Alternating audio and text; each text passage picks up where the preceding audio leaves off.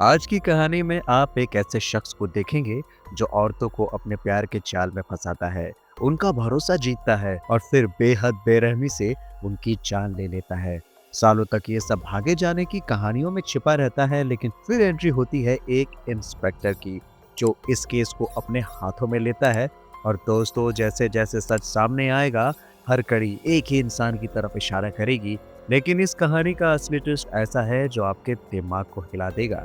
तो तैयार हो जाइए एक ऐसी मिस्ट्री, सस्पेंस और शॉकिंग ट्रूथ के लिए जिसे आप आखिर तक छोड़ नहीं पाएंगे। तो देर नहीं करते हैं दोस्तों, और कहानी की शुरुआत करते हैं। आज की फिल्म है कलम कवाल। कहानी की शुरुआत 13 नवंबर 2005 से होती है, जहां हम नगर कोयल नाम के एक जगह में एक परिवार को देखते हैं। शाम का समय होता है और पूरा परिवार टीवी देख रहा होता है। इस परिवार में एसआई स्टैनली दास, उनकी पत्नी और उनके 2 बच्चे होते हैं। सब कुछ सामान्य चल रहा होता है। तभी स्टैनली के फोन पे उसके सीनियर का एक अर्जेंट कॉल आता है। वो तुरंत घर से निकल जाता है, लेकिन अगले ही सीन में हम स्टैनली को अपनी कार में एक लड़की के साथ बैठे हुए देखते हैं। बातचीत से साफ हो जाता है कि दोनों के बीच एक्स्ट्रा मैरिटल अफेयर चल रहा है और वे अगले हफ्ते मिलने का प्लान बना रहे होते हैं। स्टैनली कहता है कि फिलहाल उन्हें होटल में अभी मिलना पड़ेगा, क्योंकि उसने अभी तक कोई घर अरेंज नहीं किया है। वो ये भी बताता है कि उसने अभी अपनी पत्नी से डिवोर्स की बात नहीं की है, लेकिन जल्द ही कर देगा।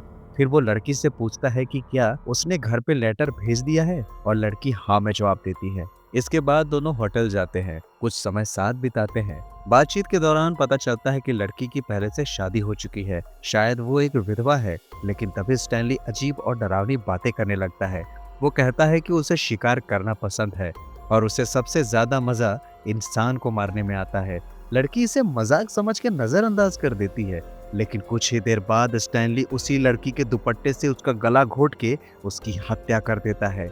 इसके बाद वो बेहद शांत तरीके से लड़की की लाश को एक बैग में डालता है और होटल से निकलने लगता है। रिसेप्शन पे बैठा लड़का सो रहा होता है, इसीलिए वो चुपचाप रूम की चाबी टेबल पे रख देता है और फिर बाहर जाकर लाश को अपनी कार के ट्रंक में डाल देता है और सीन यहीं पे कट हो जाता है। अब कहानी आती है 25 सितंबर 2012 पे, जहां हमें तिरुवनंतपुरम पुलिस स्टेशन दिखाया जाता है। यहाँ कोट्टायापुरम गांव में हुए कम्युनल राइट के केस को सॉल्व करने की बात हो रही होती है, और इसके लिए इंस्पेक्टर जयकृष्णन को भेजा जाता है, जिसे लोग नाथ या बाज के नाम से जानते हैं। नाथ एक स्पेशल ब्रांच इंस्पेक्टर होता है और अपनी तेज जांच के लिए जाना जाता है। वो स्टेशन पहुंच के एसआई से केस की पूरी जानकारी लेता है। ये केस विमल नाम के एक आर्मी जवान का होता है, जिसकी बहन अचानक घर से गायब हो गई होती है और शक यूसुफ नाम के लड़के पे होता है। दरअसल एक लोकल पुजारी ने दावा किया था कि उसने लड़की को यूसुफ के साथ देखा था।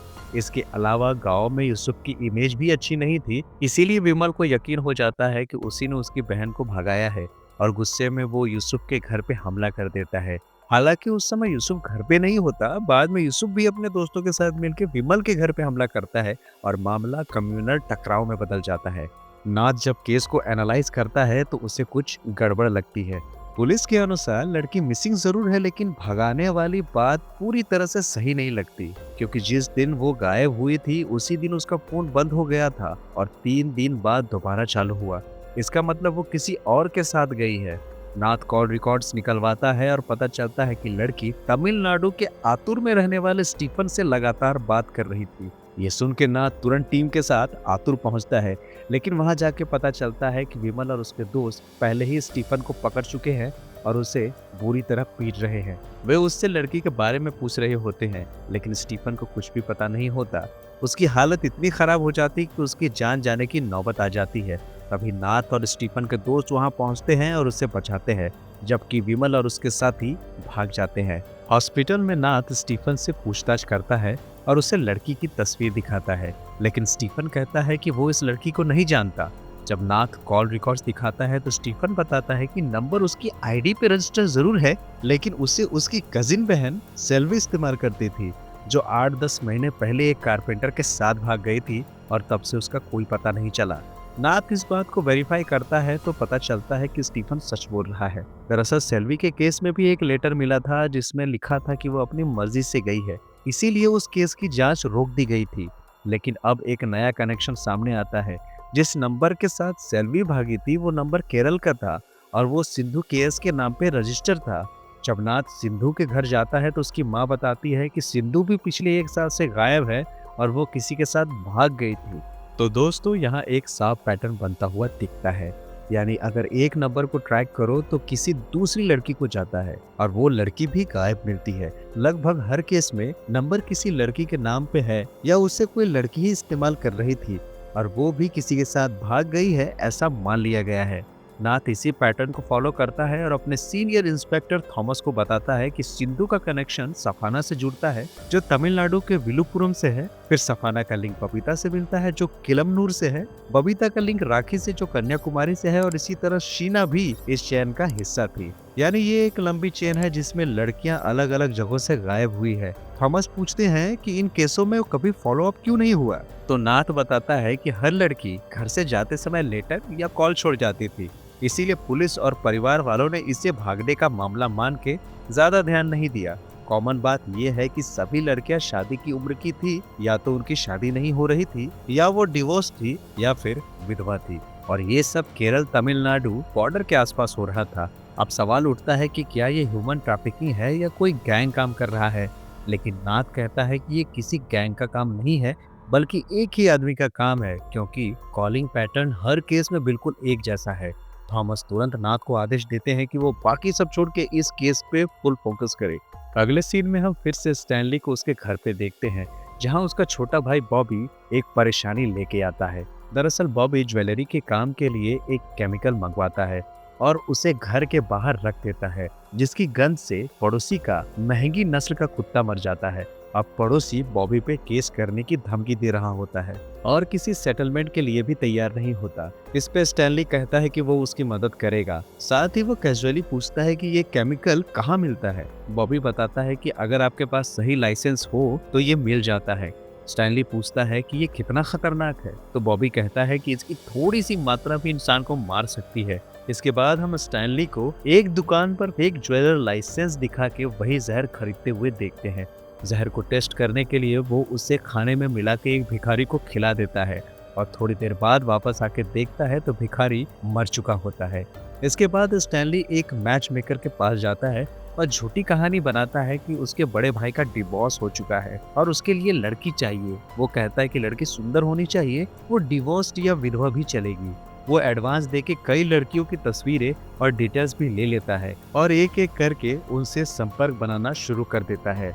पहले सीन से अब तक आप लोग तो ये जान ही चुके होंगे कि असली कातिल स्टैनली ही है जो लड़कियों को फंसाता है। अगले सीन में हम उसे जंगल के बीच बने एक पुराने घर में जाते हुए देखते हैं, जो उसका सीक्रेट ठिकाना होता है। यहाँ वो उस नोटबुक में अपनी सभी विक्टिम्स के स्केच बना के रखता है।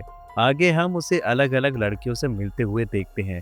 हर बार वो अपना नाम और पेशा बदल देता है, कुछ लड़कियों का पीछा करता है और एक लड़की से तो नकली शादी भी कर लेता है। वो अपने इसी जंगल वाले घर में वो जहर से पिल्स और मेडिसिन तैयार करता है।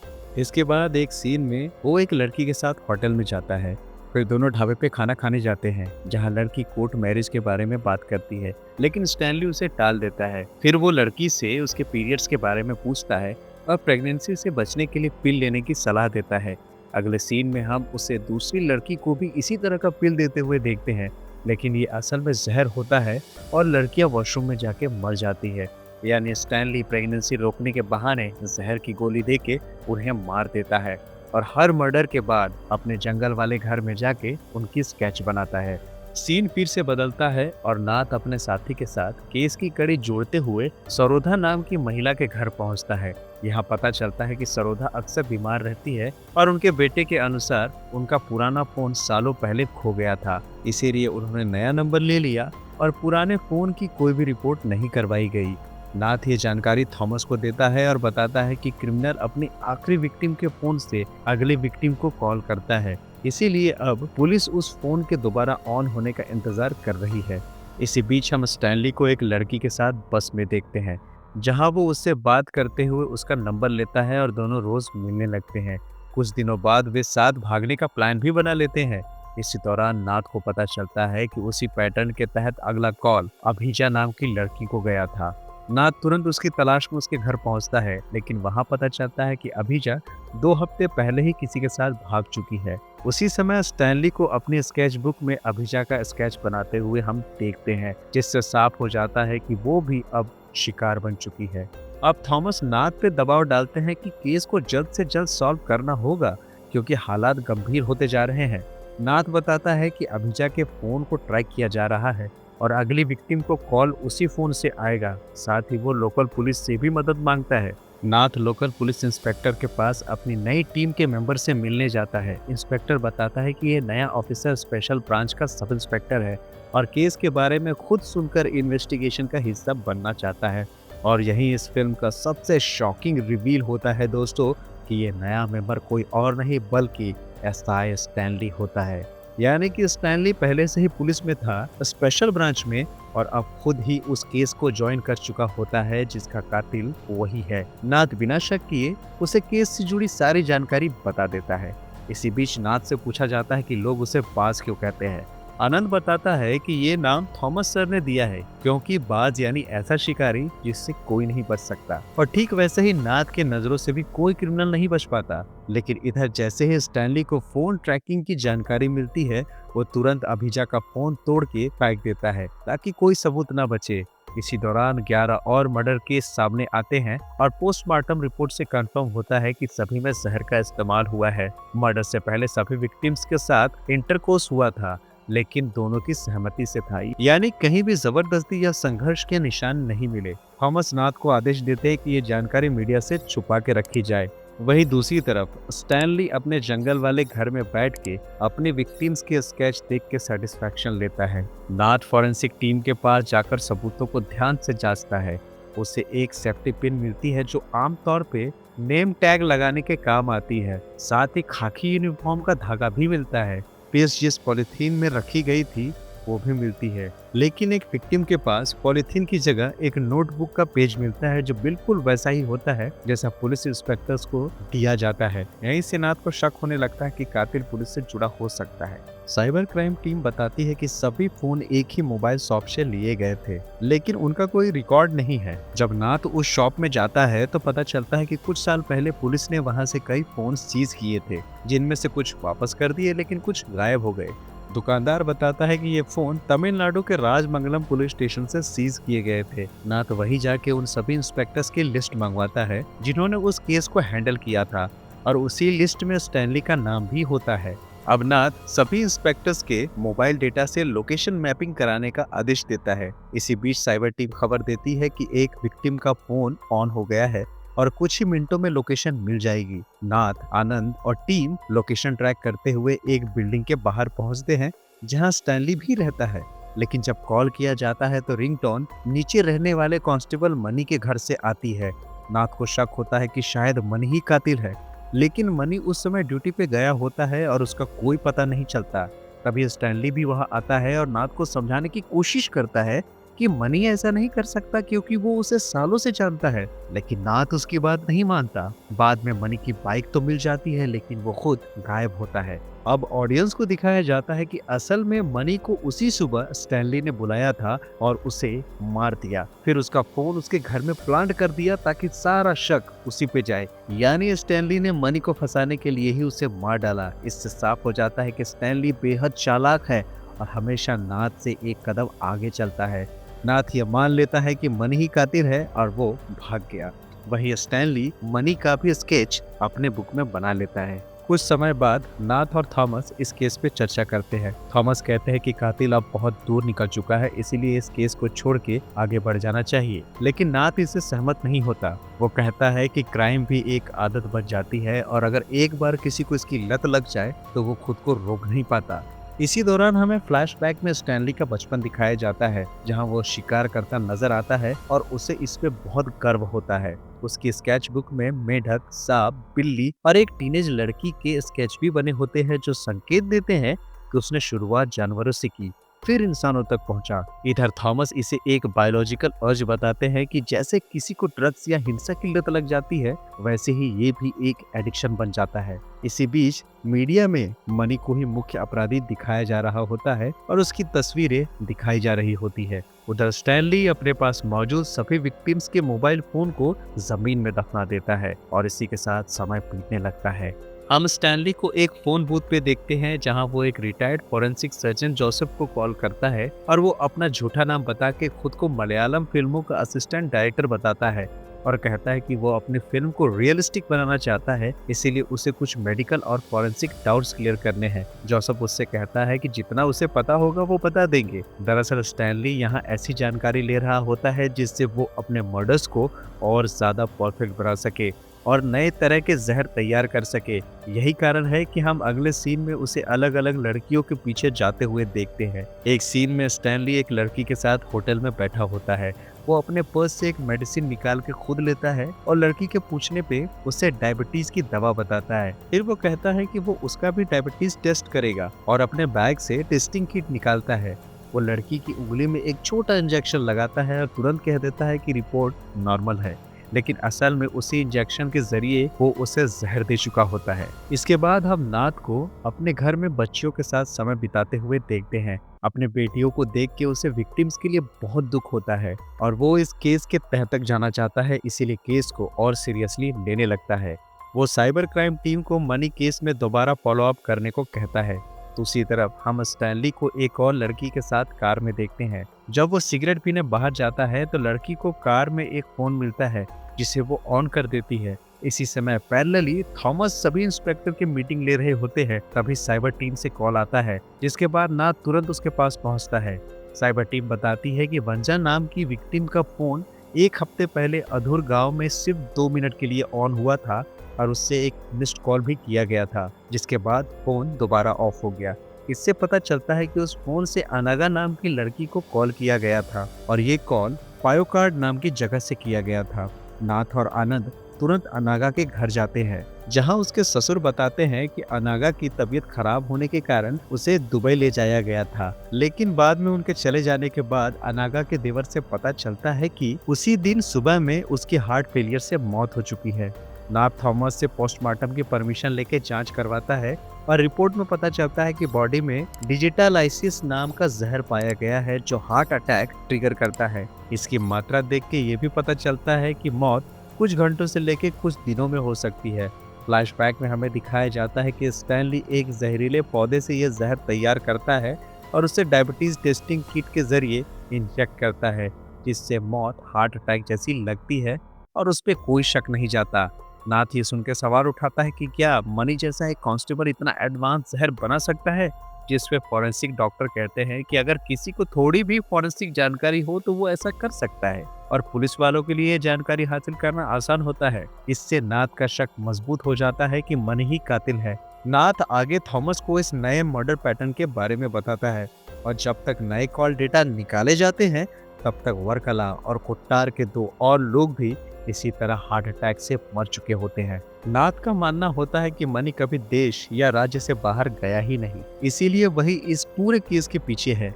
वो थॉमस से कहता है कि कातिल अब इतना कॉन्फिडेंट हो चुका है कि एक ही फोन से कॉल करता है और फिर अगले दिन अखबार में मौत की खबर पढ़ के खुश हो जाता है। दरअसल हम देखते भी हैं स्टैनली अखबार में अपने विक्टिम्स की मौत की खबर देख के खुश होता है। इसी दौरान स्टैनली नई लड़कियों को अपना शिकार बनाता रहता है। दूसरी तरफ नाथ और आनंद कार में अगली लोकेशन की तरफ जा रहे होते हैं।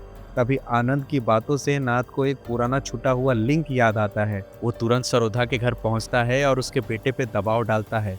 थोड़े दबाव के बाद वो सच बता देता है कि उसकी छोटी बहन दिव्या उस फोन का इस्तेमाल करती थी और उसका एक लड़के के साथ अफेयर भी था। एक दिन वो लड़का उससे बस स्टैंड पे अकेला छोड़ के भाग गया, जिसके बाद घर वालों ने उसकी शादी कर दी और अब वो खुशहाल जिंदगी जी रही है। उसका एक बच्चा भी है। यहीं से नाथ को सबसे बड़ी लीड मिलती है क्योंकि दिव्या इकलौती लड़की है जो कि इस कातिल के चंगुल से जिंदा बच गई थी। नाथ तुरंत दिव्या से मिलने जाता है। वहाँ दिव्या पूरी कहानी बताती है कि कैसे वो रोज बस में ट्रैवल करते हुए उस आदमी से मिली थी और धीरे धीरे दोनों के बीच रिश्ता बन गया। एक दिन उस आदमी ने उसे प्रेगनेंसी रोकने के लिए एक पिल दी और वॉशरूम में जाकर खाने को कहा, लेकिन दिव्या ने सोच लिया कि वो अपना बच्चा नहीं गिराएगी क्योंकि उसके पास उसे पालने के लिए पैसे हैं। इसीलिए वो वॉशरूम तक गई लेकिन पिल नहीं खाई। जब वो बाहर आई तो वो आदमी यानी स्टैनली वहां से गायब हो चुका था। तभी दिव्या अपने भाई को सारी सच्चाई बता देती है, जिसके बाद उसकी शादी करवा दी जाती है और अब वो एक खुशहाल जिंदगी जी रही है। ये सुनकर नाथ तुरंत दिव्या को मनी की फोटो दिखाता है और पूछता है कि क्या ये वही आदमी था। लेकिन दिव्या साफ मना कर देती है और ये सुन के नाथ शॉक हो जाता है क्योंकि अब तक वो मणि को ही कातिल मान रहा था। नाथ दिव्या से क्रिमिनल का स्केच बनवाने को कहता है। पहले दिव्या मना करती है लेकिन बाकी विक्टिम्स के लिए वो आखिरकार मान जाती है। इसी बीच दिखाया जाता है कि स्टैनली दिव्या के घर पहुंच चुका है। दिव्या देख के उसे डर जाती है। वो तुरंत नाथ को कॉल करके कहती है कि वो अब इस केस में मदद नहीं करेगी क्योंकि उसके पति को इसके बारे में कुछ नहीं पता। अगर सच सामने आया तो उसकी शादी टूट सकती है। नाथ स्केच आर्टिस्ट को दिव्या के पास भेजने का प्लान करता है लेकिन दिव्या रिक्वेस्ट करती है कि उसे इस मामले से दूर रखा जाए। इसके बाद नाथ उस बस कंडक्टर के पास जाता है जिसकी बस में दिव्या और स्टैनली मिला करते थे और कंडक्टर उनकी मदद करने के लिए तैयार हो जाता है। नाथ स्टैनली को बताता है कि दिव्या वाले एंगल से तो कुछ नहीं मिला, इसीलिए आप कंडक्टर से क्लू लेने जा रहे हैं और वो स्केच आर्टिस्ट के साथ उनके घर जा रहे हैं। चूंकि स्टैनली भी टीम का हिस्सा होता है इसीलिए वो उसे सब कुछ बता देता है, लेकिन असल में यही बात स्टैनली को टेंशन में डाल देती है। वो तुरंत कंडक्टर का एड्रेस लेकर खुद वहां जाने का प्लान बनाता है और अपनी सर्विस गन और डायबिटीज किट लेकर निकल पड़ता है। लेकिन जब तक स्टैनली वहां पहुंचता है स्केच बन चुका होता है। लेकिन स्केच में कोई और ही आदमी होता है। ये देख के स्टैनली रिलैक्स हो जाता है। नाथ कहता है कि इस आदमी के खिलाफ कोई ठोस सबूत नहीं है और कुछ समय बाद उस नकली स्केच को हर जगह फैलाया जाता है। दूसरी तरफ स्टैनली एक नई विक्टिम के साथ होटल पहुंचता है। होटल मैनेजर उससे आईडी मांगता है। स्टैनली झिझकता है लेकिन नकली आईडी दिखा के रूम ले लेता है। थोड़ी देर बाद मैनेजर उसके रूम में आता है और कहता है कि मैंने आपकी आईडी देखी, आप पुलिस वाले हो, इसीलिए वो अपनी गायब हुई बेटी को ढूंढने के लिए मदद मांगता है। और जब वो अपनी बेटी की फोटो दिखाता है तो स्टैनली चौंक जाता है क्योंकि वो वही लड़की होती है जिसे उसने ही 2005 में मारा था। स्टैनली बहाने से बाहर निकल जाता है और इसी दौरान नाथ उसी लोकेशन पे पहुंचता है जो वही होटल होता है। वहाँ स्टैनली को देख के वो हैरान हो जाता है। वो पूछता है कि तुम यहाँ क्या कर रहे हो। स्टैनली झूठ बोलता है कि वो एक कॉन्फिडेंशियल केस के सिलसिले में आया है। नाथ बताता है कि संदिग्ध यहीं कहीं आसपास है और वो स्टैनली से पूछता है क्या तुम्हारे पास उसके स्केच की कॉपी है। स्टैनली मना कर देता है। तभी नाथ उसे खुद एक स्केच देता है। जैसे ही स्टैनली स्केच को खोलता है उसमें उसका खुद का चेहरा होता है। यही फिल्म का सबसे बड़ा ट्विस्ट है दोस्तों। फ्लैशबैक में दिखाया जाता है कि कंडक्टर के घर पे असली स्केच स्टैनली का ही बना था, लेकिन उसे भ्रम में रखने के लिए एक नकली स्केच पहले से तैयार कर लिया गया था। नाथ ने कंडक्टर को पहले ही समझा दिया था कि स्टैनली के सामने नॉर्मल बिहेव करना है। नाथ ने ये सब इसलिए किया क्योंकि उसे स्टैनली के खिलाफ पक्के सबूत चाहिए थे। वो दिव्या से भी कंफर्म कर चुका होता है और फिर वो स्टैनली का फोन ट्रैक करके जंगल वाले घर तक पहुंच जाता है जहां उसे सभी विक्टिम्स के स्केच मिलते हैं। सबसे डरावनी बात यही होती है कि आखिरी स्केच नाथ का होता है, यानी स्टैनली का अगला टारगेट वही था। इसके बाद स्टैनली नाथ पे हमला कर देता है और दोनों के बीच जोरदार फाइट होती है। एक समय ऐसा आता है जब स्टैनली भारी पड़ता है और नाथ को ही मारने वाला होता है। तभी होटल मैनेजर मेटल पाइप से उस पे हमला कर देता है। इससे स्टैनली घायल हो जाता है और नाथ इसी मौके का फायदा उठा के उसे खत्म कर देता है। हो सकता है कि मैनेजर को पहले से उस पे शक था या उसने पोस्टर देख के पहचान लिया था। फिल्म में इसे क्लियर तो नहीं किया गया, लेकिन इतना तय है कि उसने सही समय पे नाथ की मदद की।